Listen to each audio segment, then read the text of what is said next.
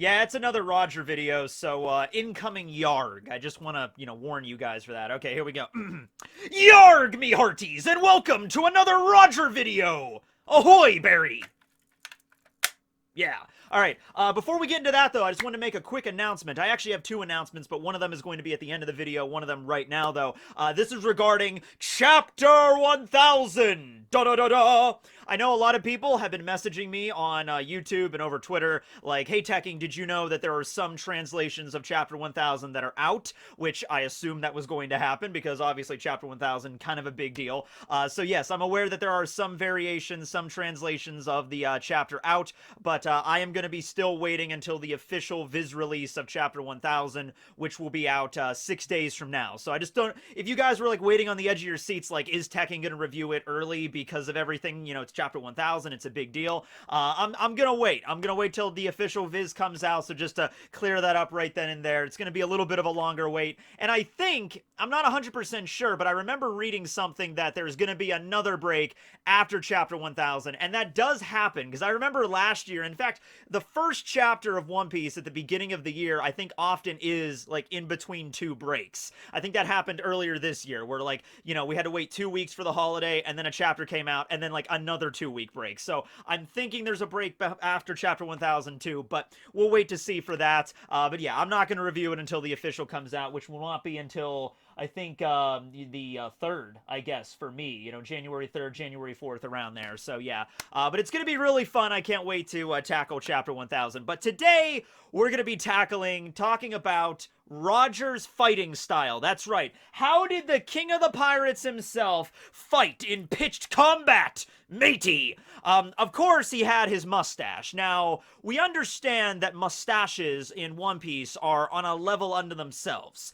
In fact, this is something that I can confirm about Chapter 1000 that was revealed. There's actually a 4th type of Haki. That's right. So we have observation and armament Haki. Those are the kinds of Haki that pretty much like anybody can awaken if they like train really hard enough. And then we have Conqueror's Haki, which can only be achieved by like a few people, like a few select people in the world that are destined to be emperors or conquerors in some way, can awaken the Haoshoku Haki, or the Conqueror's Haki, right? Like Luffy has that, of course. Ace had it as well. But in Chapter 1000, we find out the 4th type of Haki, which is Mustache. It's just called Mustache, and it's basically the Haki gets so powerful in your being, it can no longer be contained in your physical form. So the Haki has to take, it's like a parasite sort of deal, or like another entity that lives on your flesh, and it takes the form of a mustache. Kaido has a mustache. Whitebeard has a mustache. Roger definitely 100% had a mustache. That's a pretty good, firm way of discovering how strong a One Piece character is. And I know we're all talking about Shanks. Like, Shanks is super badass. Shanks doesn't have a mustache. I mean, he's getting there. I think he has a little bit of stubble, so he's definitely getting there, but he's not quite there yet. But yeah, just basically go back through the One Piece story, and everybody that has a mustache may or may not have the mustache Haki. Who knows, right? Okay, but no, his mustache won him many a fight, certainly, but how did Roger exactly fight? We got the flashback with Odin, last year, which is crazy. That's been a year ago already, where we finally got to see a named technique that Roger got to use. Not just a named technique, we got to see how Roger fought in general, because we'd never seen that before. All the times we've seen Roger before this, it was always like right before he was about to be executed. We've gotten a bunch of flashbacks involving his execution, and then we got the flashback when he first met Rayleigh, when he still had his straw hat, which is then Shanks' straw hat, which is now Luffy's straw hat, right? And then we got some flashbacks of like Ed War, but even in Ed War, we didn't really get much of how he fought. It was just Roger on the Oro Jackson like, "Aye, matey! Shiki has a mighty fleet of 1, 2, 3, 4, 5, 6, 7. Oh, wow, there's like 30 ships we're facing off against. Oh, well. Rayleigh, Crocus, Scupper, Buggy, Shanks, ready the mizzenmast, do pirate things, we charge forth, yarg!"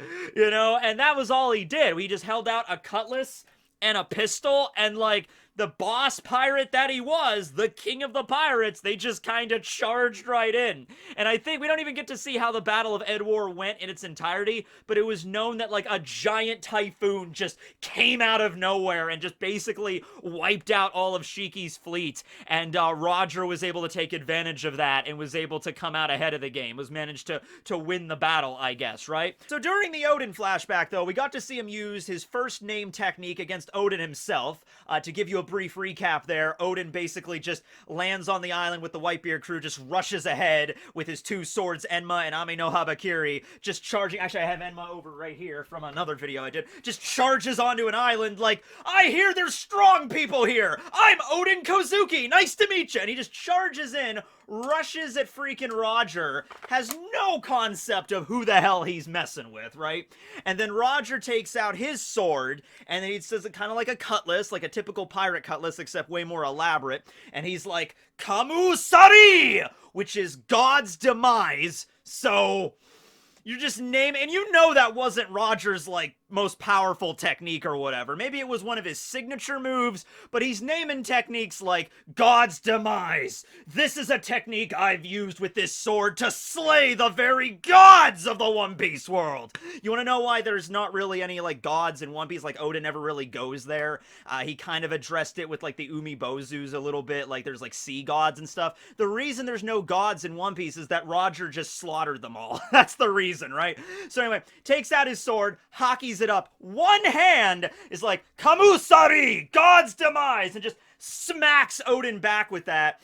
Odin, I believe, has to use both of his Owazamono swords to kind of like block the attack, and he still gets knocked way back. It's basically like he jumps off of Whitebeard's boat and just charges forward. And like, here I come, and then bang, woo, and then just gets flying right back.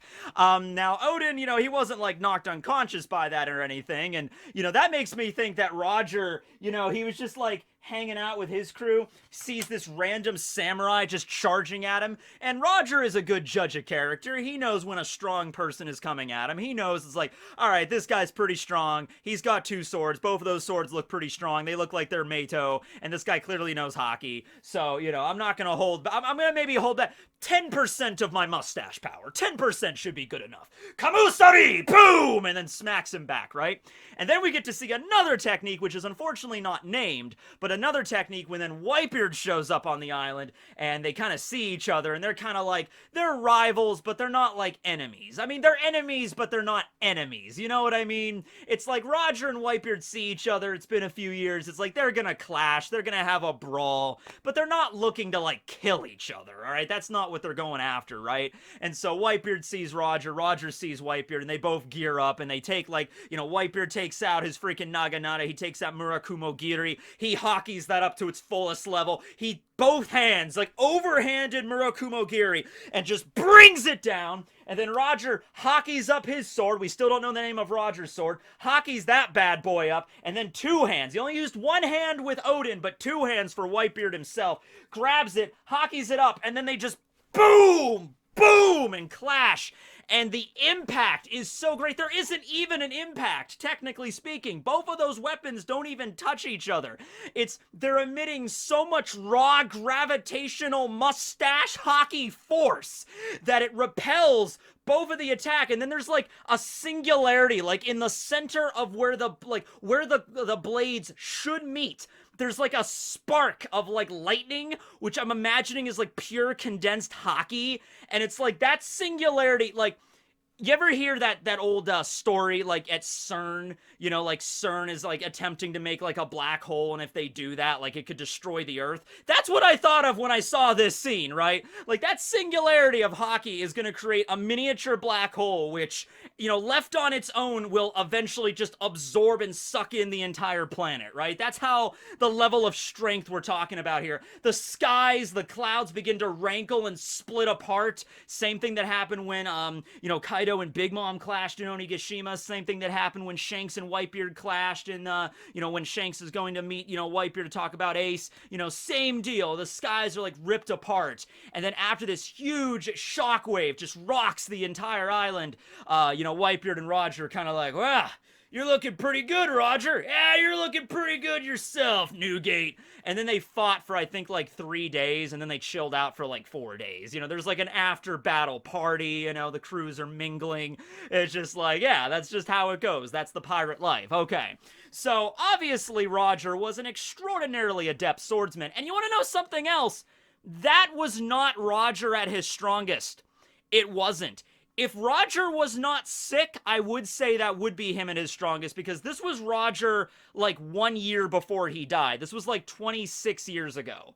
25 years ago is when he found Laugh Tale and everything, and 24 years ago, like a little bit after that, after the crew had disbanded, that's when, he was executed at Logtown, right? Okay, so this was like 26 years ago. Roger knew he was sick. Roger knew he was gonna die soon. He even said so afterwards, when he was talking about finding Lodestar and the road poneglyphs, and he was talking about, like, hey, Whitebeard, Newgate, can I rent your Odin?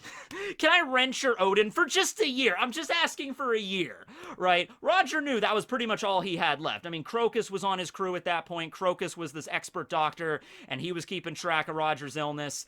He had this illness pretty much their entire last journey throughout the Grand Line. In fact, that was the impetus for starting the last journey, right? Because they'd already found Lodestar, I think, like 10 years prior to this. So they'd already finished off the log pose route. They've already found out all the islands that were on the log and everything, and they were traveling all over the world. That was already like 10 years before this. That was like 36 years ago they found Lodestar. And then they started to learn about this last island, the road poneglyphs, follow them all together. You find this last phantasmal, mysterious island called Laugh Tale, right? Or they didn't know it was Laugh Tale. Yeah, because Roger was the one that gave it that name. They just knew there was something out there in the world that they didn't experience yet.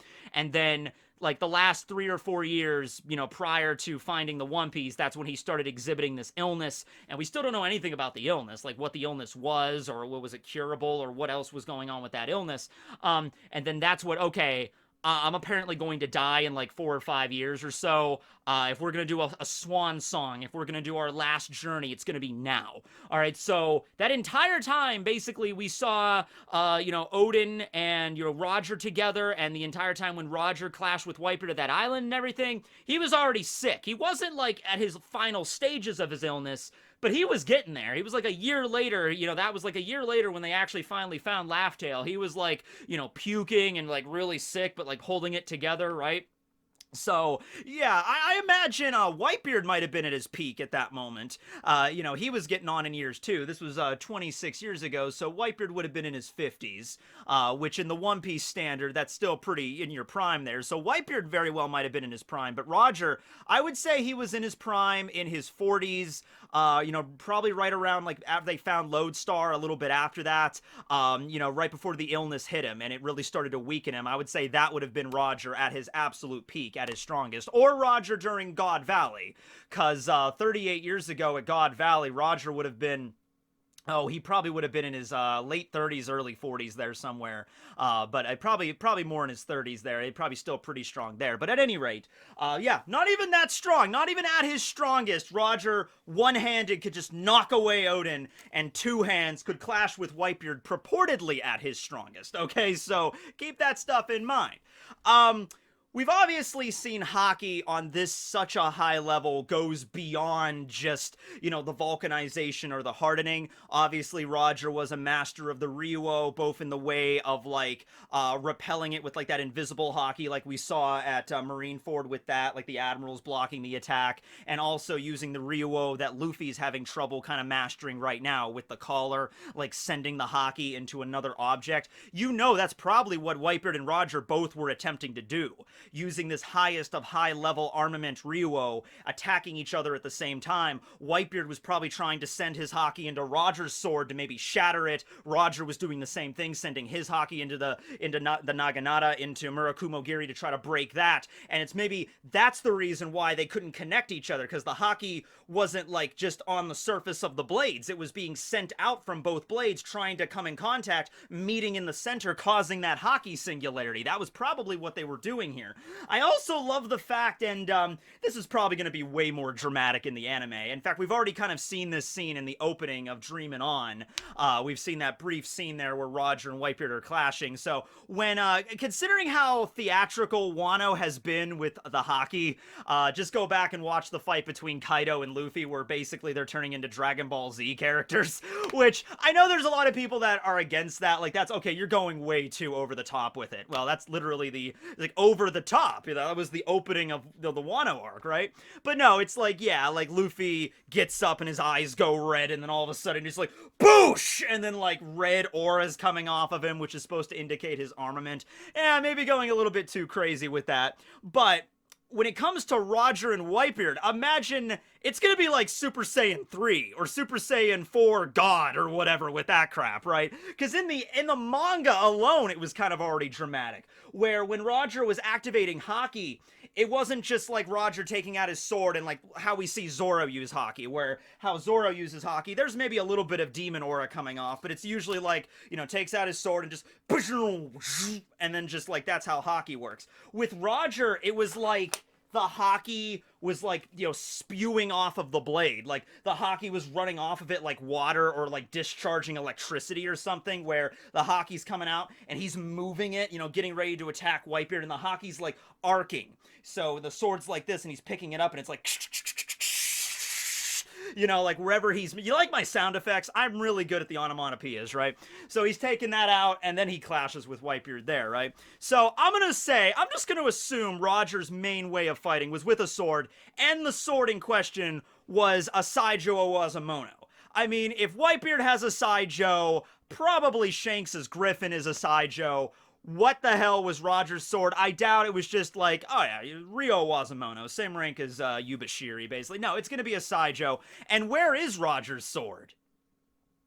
Where is it? Because he obviously, I don't think he had it with him when he was captured, because Roger kind of knew the last few months of his life how this was going to go. Alright, he knew exactly what he was going to try to do. He left the crew, Crocus gave him some really strong medicine, and he's like, alright, I'm going to take this medicine, I'm going to try to have a child.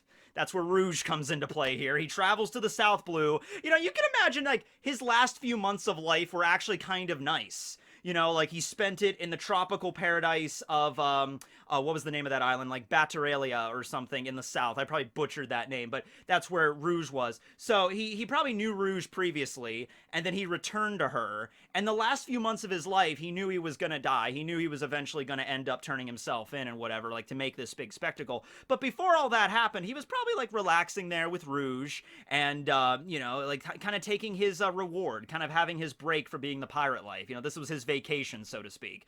And then he finally realized the time had come, so he had to leave. And because he couldn't stay in one place for too long, people see him, they're gonna, you know, alert the Marines. And then he turned himself in, and then, you know, the execution and stuff happened there, right? But he knew the end was near, so I can imagine with his sword, his trusty sword that he probably fought with for decades before that, I don't know where he would have given that. He might have given it to Rayleigh. You know, that would have been a smart thing. Like, you know, Rayleigh, take my sword. You know, the Grande Mustache. That was the name of Roger's sword, canonically. Until Oda reveals it, it's the Grande Mustache. There you go. Take Grande Mustache and keep it safe. Because he obviously doesn't want the Marines to get a hold of it. He's like, yeah, the Marines are going to get a hold of it, and they're going to, like, pawn it off to the highest bidder. You know, this Goldie Rogers authentic Saijo Owazamono grade sword, everybody. Saijo Owazamono Grande Mustache. You know, start the bidding at 5 billion berries. You know, they're either going to market it off and sell it, or they're gonna just, like, keep it in an evidence locker somewhere in Marineford, you know? Like, you know, some admiral's gonna have it hanging above their freaking desk or something. Like, that's Goldie Rogers' sword!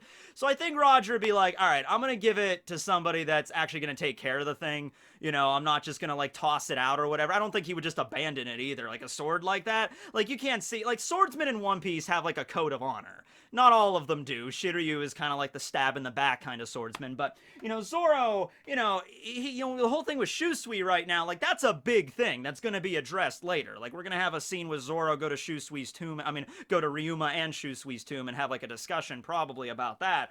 But yeah, Zoro's not just going to be like, well, I'm retiring from the pirate life, I'm just going to take my swords, and if Zoro knew he was going to die soon, I don't think he would just, like, throw his swords away or whatever, right? He would probably either pass them on to somebody, like maybe he has an apprentice at that point, right? So, there was a discussion for a while, maybe Shanks' sword, Griffin, is Roger's. And I went back and checked on this, and at least from the different versions we've seen over the years, because we've seen like the Strong World special and everything like that, whenever we do see Roger's sword, it's not the same sword. It's a different sword. I mean, I guess you could always say they were modified at some point, things were changed around. Roger did give Shanks his straw hat, so maybe he entrusted his sword with him as well.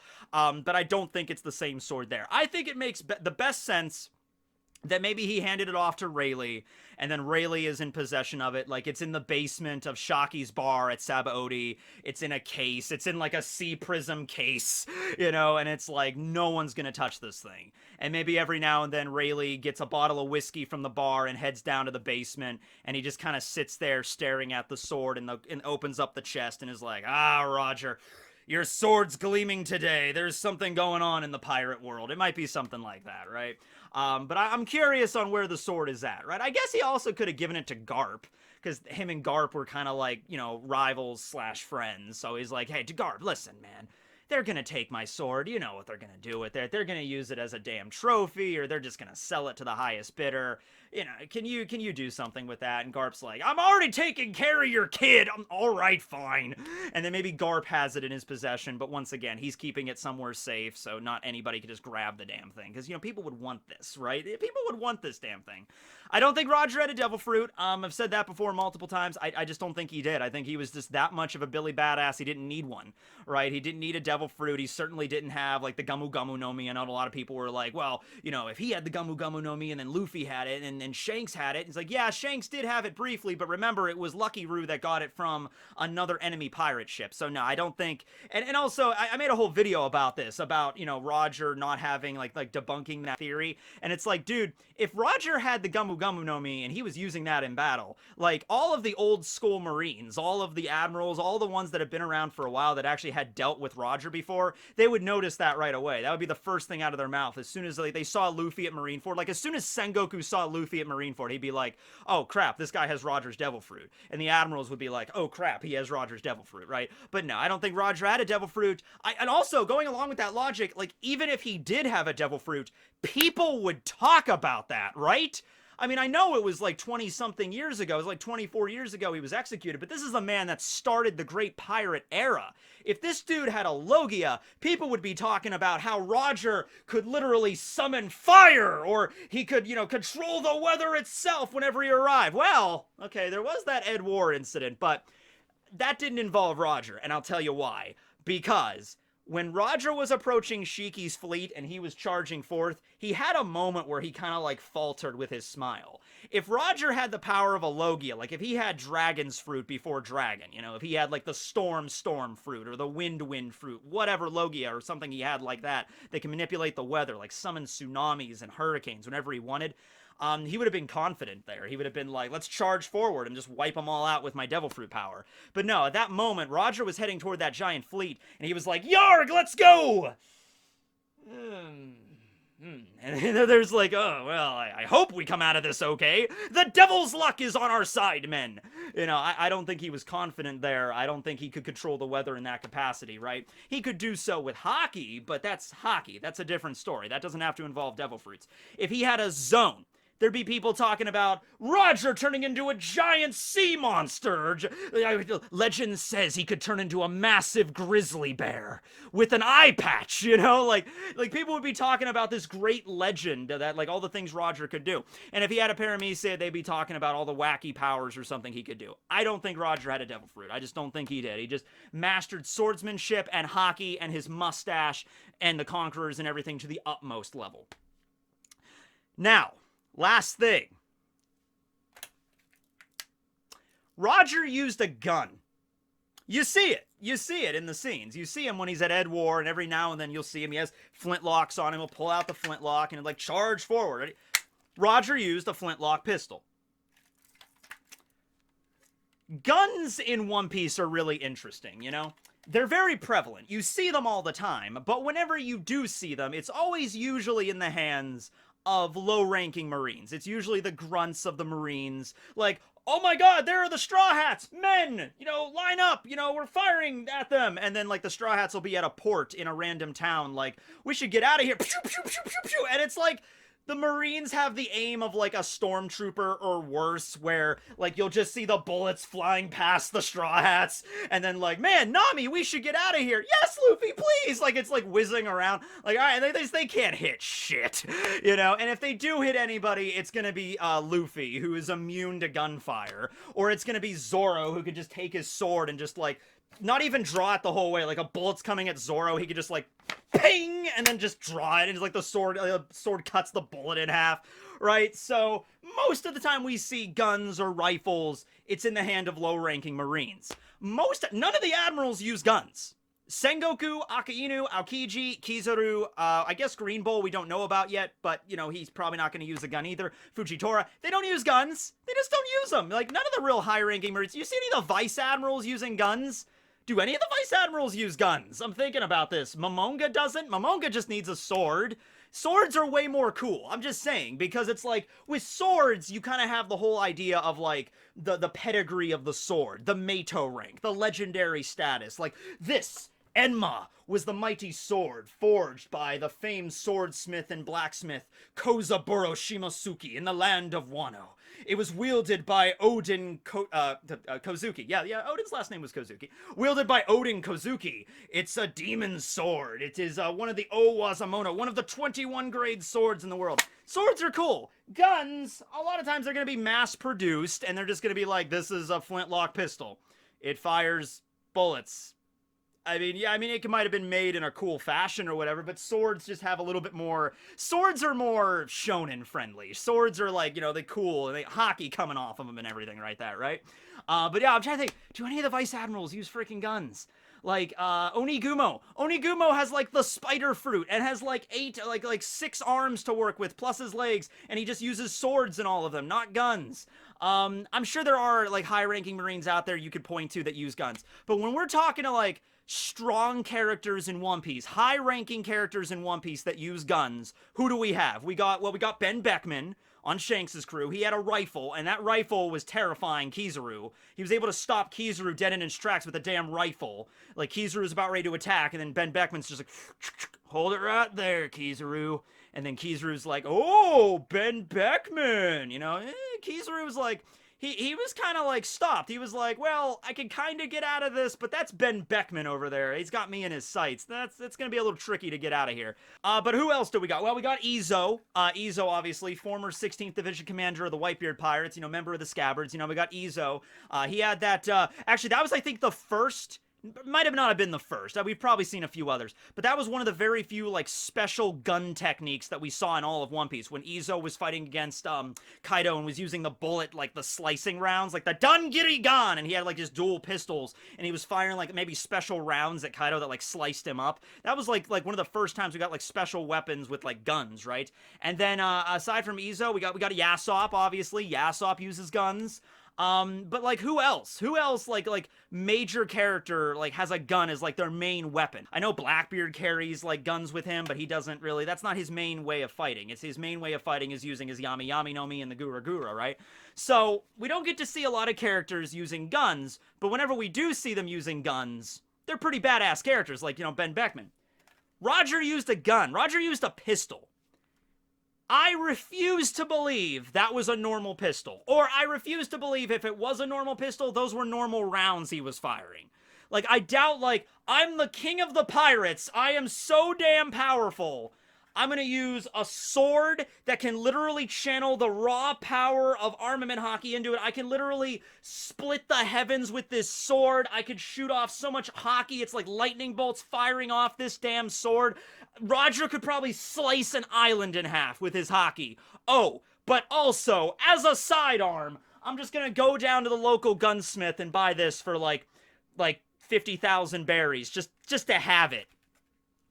You know what I mean? It would be like if in D&D you're like a 20th level sorcerer and you have the power to cast like wish and like power word kill and everything and all these crazy powerful 9th level spells and all these other spells you got like invulnerability, you could throw fireballs and greater fireballs, like you do rain down divine judgment with your power. But you're also gonna stop by the local general store and buy like some throwing darts. You know, just to have. You know, it's like that gun. Roger, there was Haki bullets in that damn gun. There was something going on with that gun, all right? We've seen projectiles, including Haki. We've seen that. That was like one of the first things we saw with armament. When Luffy landed on Amazon Lily, Margaret came out with her bow, and she fired the freaking arrows. And the arrows were normal arrows. They were just like made of wood and like feathers, and then freaking maybe flint or maybe iron or something for the arrowhead. And they were able to slice boulders in half. And Luffy was like, what the hell? And he's like, oh, that's Haki. I'm just adding. And that was like, Margaret was like not an expert of it at all. She was just like, you know, the basic level of armament Haki, and she was able to do that much, right? Now, I will say this. Using arrows with Haki might be a little easier because you're actually holding on to the arrow. Like, as you're drawing the arrow back, you can actually, like, maybe touch the arrow and infuse Haki and fire it. Guns would be a little different because the bullet goes in the chamber. You're not actually touching the bullet. So it might be a little bit more tricky. It might require a little bit more of finesse or a little bit more of, like, expertise to really channel your Haki into a bullet when you fire it.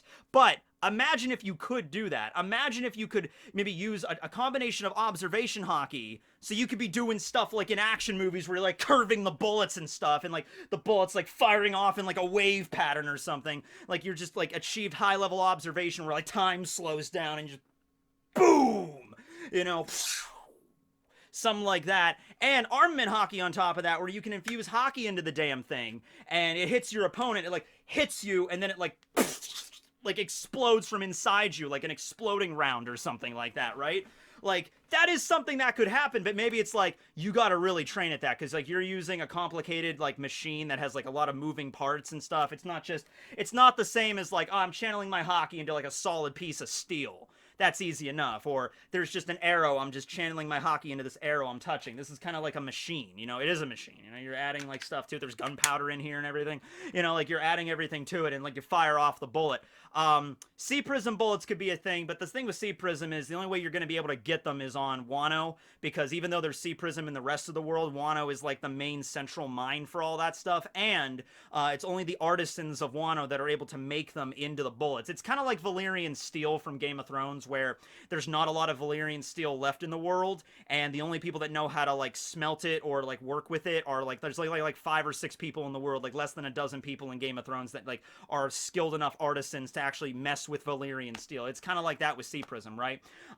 So if you're on Wano, getting them is easy, but if you're anywhere else in the world, having a steady supply of Sea Prism bullets, think of it this way. The Marines have so much Sea Prism, they're using it to literally line their ships, so they have no shortage of Sea Prism. The Marines don't even use Sea Prism bullets. You know, so that's how hard it is to make this kind of stuff, right? So I mean, Sea Prism would be cool, but I don't think it's Sea Prism. I think it was the Haki bullets, which might be the same basic deal. It wouldn't be able to turn off a Devil Fruit user, but if Roger loaded these rounds with freaking Haki, and then, or maybe you could take the bullets and like infuse the bullets with Haki, and then load them into the gun, and then that's how it works. You don't have to actually infuse it into it. Maybe it's just like, take the bullet, like, choom, and then that's how it works. Maybe something like that, right? But it doesn't matter what you hit. Even if you hit a Logia, it's gonna hurt them, right? And it might even do a lot of damage. It might, like, discharge or something, like the lightning comes out or something, right? Or if you can infuse, like, freaking Conquerors into a bullet, too. A Conqueror's bullet. Oh! That would be cool. That would be damn cool. Like, you take, like, Roger takes a bullet, and someone's like, oh, you're gonna shoot me, Pirate King? I'm like, yeah, with a Conqueror's Haki bullet. Basically means you're dead. Bye. You know? And so there you go. So I wanted to take a moment to just talk about guns in One Piece, because a lot of times we just kind of write them off as just like, oh, okay, the Straw Hats are running away from the Marines, cue the freaking low-level grunts that are gonna show up firing some rounds. Straw Hats are always gonna avoid it. They're never gonna get hit. Luffy's gonna, you know, bounces the bullets back. Zoro's gonna slice him. Sanji kick him away. Sanji kicks away cannonballs. Not a big deal.